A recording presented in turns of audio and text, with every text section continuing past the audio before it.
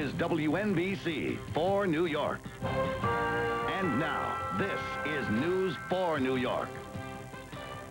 Good evening, I'm Chuck Scarborough. And I'm Carol Jenkins. Well, the police call it a mystery. Today's autopsy report, though, says it is homicide. And the Manhattan District Attorney tells News 4 this is one police brutality case that's going to the grand jury. Witnesses say 4 officers beat a suspect who was already in handcuffs. Tiwa Chang is live at New York Downtown Hospital, where the beating allegedly took place and where the man eventually died. Tiwa? That's right, Carol. A week ago last Monday, 40-year-old Johnny Cromartie was apparently taken here after he was in court and then allegedly beaten to death by 4 police officers. What apparently happened is he was in court for weapons possession charges. They had charged that he had a .357 Magnum on him. While he was in court, he apparently had an epileptic fit, was brought here to the hospital. While he was in the hospital, witnesses say he began to struggle with police officers, and then while they restrained him, they began to beat him. One witness who called News 4 said that they began to beat him while he had his handcuffs on. We don't know if that's true, but the rest of his story was partly confirmed today. The medical examiner's office released this statement today. Mr. Cromartie's death was caused by multiple blunt impacts to the head, neck, trunk, and extremities, and postural compromise of respiration during and following restraint for agitated behavior consistent with delirium tremens. The manner of Mr. Cromartie's death has been classified as homicide. In normal English, that means Mr. Cromartie was beaten to death with blunt objects like nightsticks and could not breathe when placed face down. He was beaten while restrained following an epileptic fit. It's not stated if he was handcuffed or not when beaten, just restrained. Now, in the building on the East 135th Street in Harlem, where the victim, Johnny Cromartie, lived with his mother, his neighbor said he was quiet and did not bother anybody else. It was a nice neighbor. Yeah. And you said he was ill? Epilepsy? Yeah. Family friend and former cop Reverend Esau German agreed, adding, "This is a matter of justice." It's strange, and it's strange that when I was on the police force, I went to the same thing too. The adrenaline gets going, and something happens, and you react. Unfortunately, someone's life been taken. Answers have to be made. And we in the building are very upset because he's not that type of person.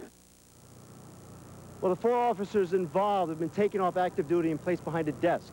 And the New York City Police Department officially says they've begun an internal affairs investigation. Reporting live from Lower Manhattan, Tiwa Chang, News 4, New York. Chuck? Tiwa, thank you. A Newark narcotics detective was shot and killed today as he waited outside a courtroom to testify. And a sheriff's officer who went to his aid was critically wounded. Police say 34-year-old Officer John Cesrick was shot in the head. The other officer was shot in the chest. The suspect fled the Essex County Courthouse, firing at 2 other guards on his way out, but he didn't hit them. 25-year-old Eddie Lee Oliver Filson was arrested a few blocks away and is charged with murder. In a news conference this afternoon, officials said they believe the shooting was a planned hit. We believe, based on the information that we have gathered from intelligence as far as North Carolina, that this individual came to the courthouse with the express purpose of assassinating this police officer. Police say the second officer is in critical condition in University Hospital. Well, the man known as the Butcher of Avenue A, convicted of a botched abortion that left a child with one arm, has delayed his sentencing once again. Abu Hayat arrived at Manhattan Criminal Court looking tired and anxious. Then, just as Judge Jeffrey Atlas was to sentence him on 2 counts of assault and an illegal abortion, the former doctor made one more attempt to delay the inevitable. Hayat requested a full psychiatric evaluation that would determine whether he's competent to be sentenced. The legal maneuver angered the judge. The report has been sitting here for 2 weeks. Well, Your Honor, if you feel that I'm tardy, I apologize. But after my apologies have been given, my client still wishes to contribute. I don't think it's right.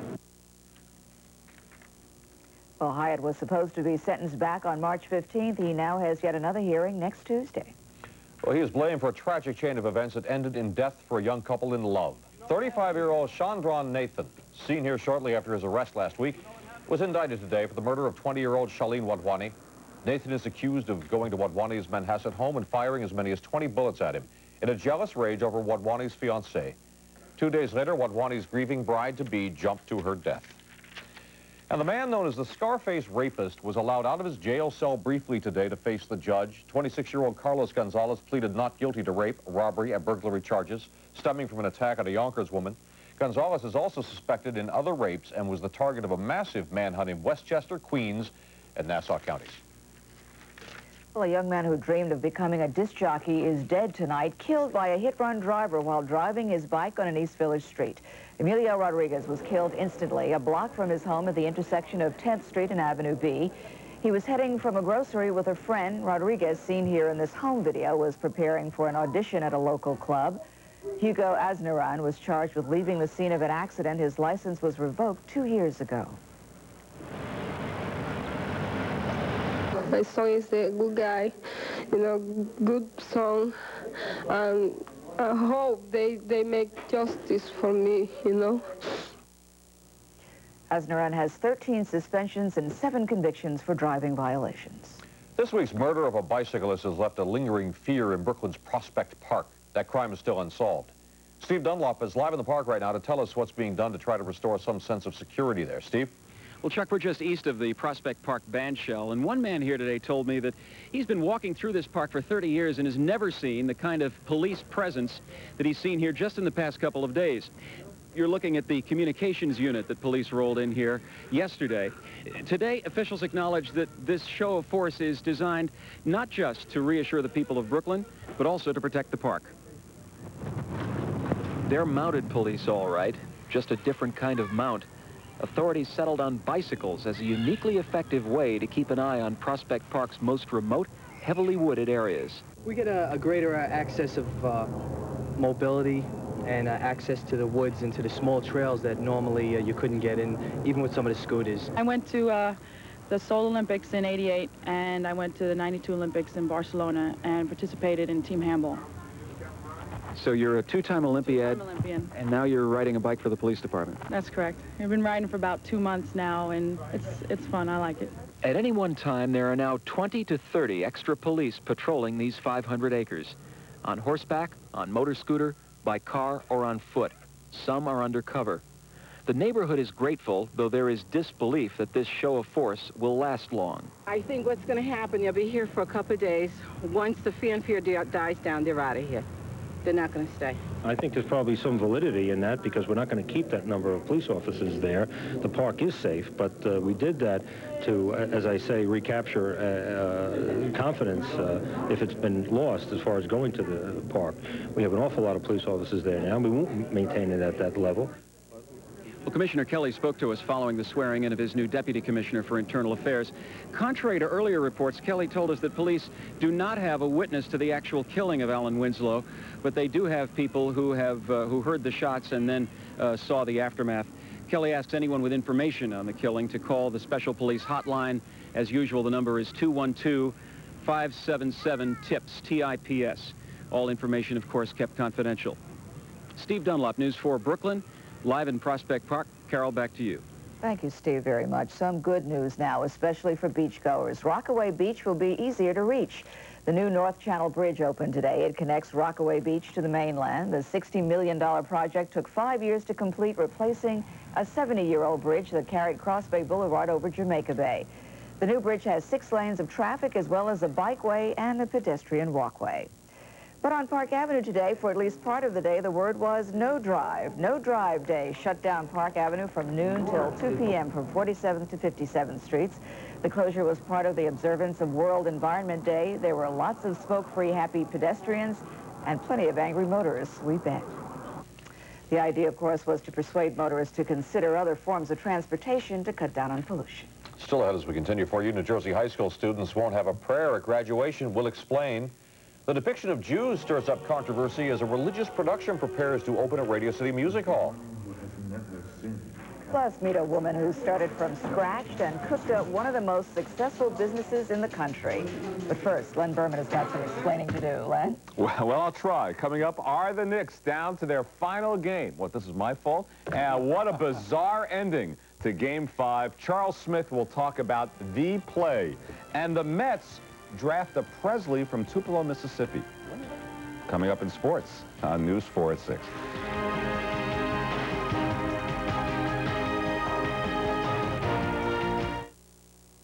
What would you do with a Motorola pager? Never miss a meeting. Walter, home. Pager. All right, you got the pager number, right? We're going out. Ooh, this works. A Motorola pager lets you stay in touch with the important people in your life while doing the things important to you. The affordable, portable Motorola pager. Life goes on.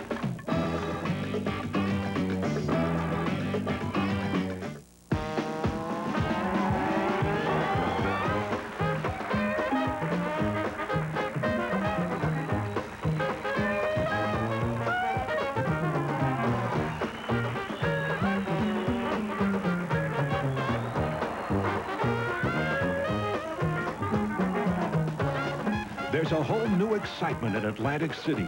You gotta see us to believe it. Showboat Casino Hotel. Automobile Magazine said, it's more spacious and luxurious than the Jeep Grand Cherokee. The Isuzu Trooper. Practically amazing. Presenting the Trooper Lease.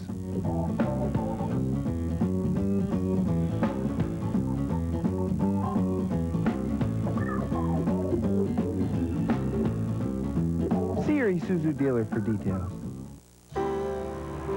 People come in and say, why 5 grades of gasoline? I tell them offering only 3 grades would be like selling suits in small, medium, and large. Some people would get a good fit. Some could use a little tailoring. So if you want to know why we give you all these choices, think about the guy who needs a 41 long and picture him wearing a 39 short. Well, a battle is shaping up in New Jersey over allowing prayer at graduation ceremonies. Last June, the U.S. Supreme Court issued a ruling banning prayer at school graduation. So, for the first time in years, there will be no invocation or benediction at graduation ceremonies. The New Jersey ACLU says it will intervene if any school district challenges that ban. Well, you might call this the second coming. A controversial play about the life of Jesus has been reworked so it can appear at Radio City Music Hall. The show had been postponed because of complaints from 2 Jewish groups and the National Conference of Catholic Bishops. McGee Hickey reports. This is the part of Jesus Was His Name that officials of the American Jewish Committee found most objectionable, that members of the Sanhedrin, or Jewish court, were depicted in dark, sinister-looking costumes, and other Jewish leaders wore Darth Vader-style death masks accompanied by snake-like hissing sounds. By portraying Jews in such evil fashion, dark colors, black colors, a certain type of music, I think they play into stereotypes. So for close to 1 week, members of the American Jewish Committee and the Anti-Defamation League met with the show's French producers to work out a compromise. The agreement, no black-robed costumes and death's head masks for Jewish judges. For the film within the spectacle, edit out all robe mask figures, and an announcement before each performance that the show was not intended to denigrate Jews. The ADL says the producers had never meant to be anti-Semitic. I think that it was sheer ignorance, and also the fact that prejudice against the Jews and Judaism are still latent in Western Christianity. A spokesman for the National Conference of Catholic Bishops also applauded the, quote, changes that have substantially resolved concerns about Jesus Was His Name. Everybody can see the show, and they will see it's a message of love and hope, and nothing else. Yeah. Anti-Semitism? Well, we'll see and make our opinion then. I thought that would be interesting to see the life of Jesus. The French producers are still trying to figure out what costumes will now be worn by the Jewish judges in this new religiously correct production of Jesus Was His Name. But we're told all the other changes are already in place for the first show, 11:30 a.m. Saturday morning. From Radio City Music Hall, McGee Hickey, News 4, Midtown Manhattan. Reader's Digest is cutting its workforce by 10%. About 1,800 people who work at the company's headquarters in Pleasantville, 100 people are going to lose their jobs at the Westchester location by the end of this month. Another 150 positions will be eliminated in the next year and a half. And the cuts follow slow sales in the book and home entertainment division. Well, a New York woman who built her own business from scratch and survived the worst life has to offer has been chosen as one of Avon's Women of the Year. She's an inspiration to everyone who's felt sorry for themselves. Don Williams has the story of this real-life Wonder Woman. I know,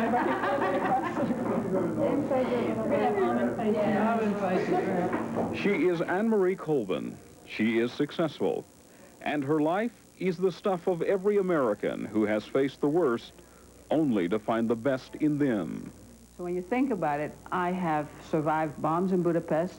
I survived revolutions in Argentina. I came to this country with no money and, got married. I lost my first child in a fire, got divorced, and I made a living. I'm making a living teaching people about food and health. Anne-Marie was 2 years old when her father was led away to a concentration camp during World War II. At 3, she was hiding in a Budapest cellar to escape bombs being dropped by warplanes. Her father eventually was released, and the family fled to Argentina. In her 20s, she came to America. She would lose a daughter to fire and divorce her husband. And in desperation, while raising 2 daughters, she began teaching others to cook healthy in her kitchen. And I'd show them how to put a meal together. I'd make, say, brown rice and lentil soup and steamed vegetables and apple pie and, all with natural foods. And then we'd all eat it. What started in her kitchen is now the Natural Gourmet Cooking School in Manhattan and is expected to gross $1 million this year. And Anne-Marie Colvin is one of 5 women in the country chosen by the Avon Company as the best women entrepreneurs in small business. That totally took me by surprise, and of course I was ecstatic with that. What are you guys doing? Actually, I think of myself more as a kitchen philosopher, because it's not just cooking, it's like the hows and whys and all that stuff. And it's just another opinion, but... Anne-Marie Colvin is, and forever will be, a pioneer in holistic cooking. I'm the natural gourmet, there you go. Don Williams, News 4, New York. Well, the Knicks have got to cook up some kind of powerful medicine to try to get back into this series. Geez. Yeah, I was telling Carol I thought it was a tremendous sports event last night. She was stunned, and I felt that way. He's objective. We're fans. I know. It's a disaster for us, but tremendous. No, but it really was. A dramatic story. It really was, and the air just let out of that building at that moment. It was a rare moment in sports. It really was. And as we said at 5, it could be a footnote if the Knicks win the next 2. The Knicks' Achilles heels, foul shooting. Road games as well. They weren't fabulous in the regular season on the road. In the playoffs, they played 6 road games. They've won only 2 of them. So this is a monumental task tomorrow night in Chicago for Game 6. This inadvertent kick to the stomach by Doc Rivers may have awakened Michael Jordan. He was unbelievable after that. This was the signature play, blocking Ewing from behind, coming up with the loose ball, leading the fast break. He scored 17 consecutive points for Chicago, taking over the game. And still, Doc Rivers, a huge 3-point shot. The Knicks go on top by 1 down the stretch. Back comes B.J. Armstrong for 3. The Bulls now lead it by 2. And then the play of the year, Charles Smith, blocked by Horace Grant. Is there a foul here? Jordan strips him. Is there a foul? Pippen from behind? Well, I'm not sure there's a foul there. Honest. I mean, there's contact, but let's see what Charles Smith has to say. We've been in some tough situations through the course of the season. So the last thing we're going to do is, as a team, just cry and beg for help. But think about it. The way the Knicks shot foul shots last night, he probably would have missed them anyway. In addition to the 15 missed foul shots, the Knicks were out-rebounded. Charles Oakley, though, has a bruised knuckle. His hand has not been broken as feared. The Knicks have been winning ugly this year. Last night, it finally caught up with them. As for the Bulls today, again, Michael Jordan had no comment. Some of his teammates continue to support him. Very little coming out of Bulls camp. And as you heard earlier at 5, a new book is out alleging that Jordan had additional golf gambling debts. So this story continues to grow. That story, of course, unsubstantiated. Jordan has no comment, neither do the Bulls, about those allegations. The baseball draft was held today, and the Mets are ready to rock. Their first pick, Elvis's cousin, Kirk Presley from the Kings' hometown, Tupelo, Mississippi. He's a pitcher, the 8th pick in the draft, although he was expected to go much lower. Well, maybe somebody in the Mets organization is an Elvis fan. Feel good to be a New York Met to be. Yeah, it feels real good. There you go. It's happy. The truth is, Presley may choose to play college football at Mississippi State instead. He's a quarterback and a punter. Right, he uses blue suede spikes, right. The Yankee pick in the draft, also a pitcher, righty Matt Drews from Sarasota High School in Florida. The Mets and Yanks off today. Game 2 for the Stanley Cup tonight in Montreal. Los Angeles won the first game. French Open tennis, number 3, Stefan Edberg is out. 18-year-old Andre Medvedev beat him. And Mary Jo Fernandez reaches the finals. She'll meet Steffi Graf. Preakness winner, Prairie Bayou, drew the number 5 post out of 14 for Saturday's Belmont. He is the early favorite. Oh, in Anaheim last night, did you hear about this? Roberto Alomar for Toronto batting in the 6th. He had hit 2 home runs. The ump claimed he was nicked, awarded first base. They went to the bottom of the 6th inning. Chad Curtis, he gets nailed. Ump comes out. Nothing erupts, though. The very next pitch, Tim Salmon hits it out. 2-run homer. Moments after he rounds the bases, there they go. And this gets wild. Blue Jays and Angels. 5 players wound up getting ejected from the game. And then by the stands, look for Darnell Coles. He jumps up and tries to go after a fan. It seems that it was ball night, and fans were throwing balls at the players during the brawl. Listen for a fan here. Grow up, guys. That's sports. One player almost lost his clothes there. Well, hockey on grass, as Editor Hank Hamlet described it. Not bad. Thanks, Len. Thanks. Well, if you had your umbrella handy today, you didn't have to use it. When we come back, we'll see if that predicted rain is still on the way. Ira Joe is working on the forecast. And basking in the sunshine of a spelling bee victory. We'll meet the young victor in a moment.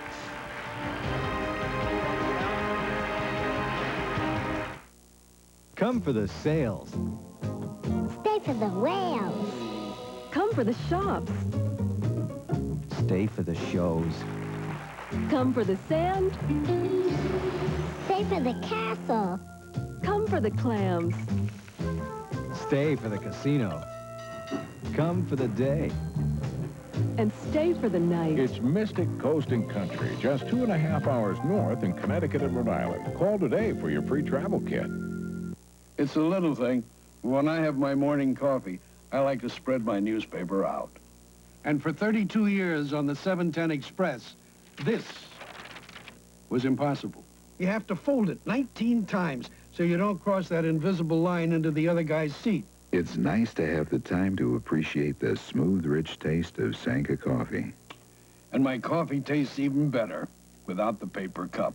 Sanka, everything you love about coffee. A drug bust robs a father of his family. We're taking the kids. On the next Cops. Tonight at 7, only on 4 New York. I was in the business. Oh, here's Ira Joe. I was a little surprised to see the sun shining this afternoon. Really? Is that what you said? I'm trying to. What, I that you were keep a surprised to see the record, sunshine? you know. That's Actually, the forecast was for a mix of clouds and sunshine. More of a mix of clouds than sun, but I thought I heard more about clouds. there's a meteorological term to apply to this situation. It's called oops. Actually, the clouds are delayed. I think they're waiting for the traffic light to change somewhere off a bit to the west of us. But you'll recall the video of President Clinton jogging earlier in our news. He was jogging in the rain. Well, how's the rain we were supposed to have? Fell on Washington today. How rude. 73 and sunny right now. We're still waiting for the clouds. We have south wind at 6 miles an hour, 40% relative humidity. Barometer, after falling at 29.81 inches, is steady there. And we hit a high today of 76 because of the abundant sunshine Carol mentioned. We were only supposed to have a high of 70, and our low was 58 degrees. Right now, around the tri-state, we have temperatures pretty uniformly in the 60s. You'll notice it's 65 in Atlantic City, eastern Long Island 64. The Atlantic City 60s, because the cloud cover that was supposed to be here is there. That'll change. Here's the deal. This low, we'll see it form moving off to the east along the warm front. The warm front has stayed pretty much to the south. It has caused some rain to spill there, but not here. That'll change. The clouds are forecast to lower and thicken by this time tomorrow. Our forecast for tonight calls for a partly cloudy sky with light winds and lows because of the clearing that will take place. Going to fall back into the 40s and the 50s. Going to be chilly in the morning. That mix of clouds and sunshine and light winds and temperatures will be in the 40s and 50s. And as the day progresses, we'll continue with the mix of clouds and sunshine. But later on in the day, there's a chance of some rain tumbling out. I say later on in the day, probably not until after dark. That's when the low will be close enough to cause some meteorological mischief in the form of light rain. We'll hit highs tomorrow, generally in the 70s. Closer you get to the water, though, we'll see temperatures mired in the 60s. So tomorrow, that mix of clouds and sunshine, and after dark, a chance of rain. 73 the high. Saturday, 66 the forecast high. Combination of a cloud cover and an east wind feeding moisture and cool air in upon us will achieve that high of only 66. Sun returns Sunday, Monday, Tuesday. Highs will climb from 72 Sunday to 84 on Tuesday. And that's your weather. We'll talk again after the ball game. Okay, great. Thanks, Ira. Thanks, sir. Sue Simmons is in our newsroom with a look at some of the stories we're working on for News 4 at 11. Sue? All right, thank you, Carol. After the game tonight, we will have the latest on the investigation into the homicide of a prisoner who died while in police custody. Also tonight, Jews rally to get rid of a Manhattan Nazi TV program for good, but the cable company may fight back.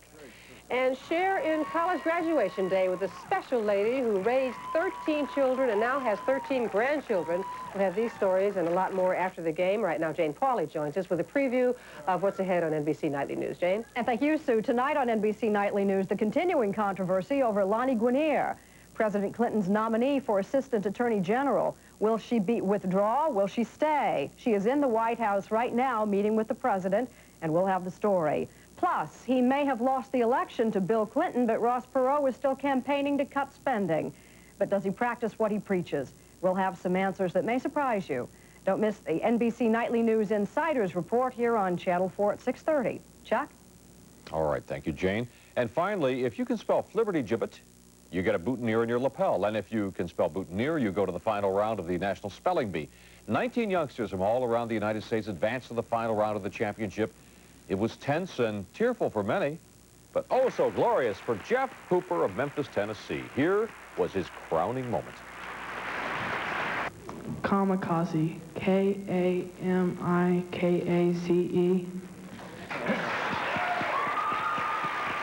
Genix is the all-natural, medically designed 14-day weight loss system that's 100% guaranteed to help you lose the weight or your money back. For me, Quick Trim was a dream.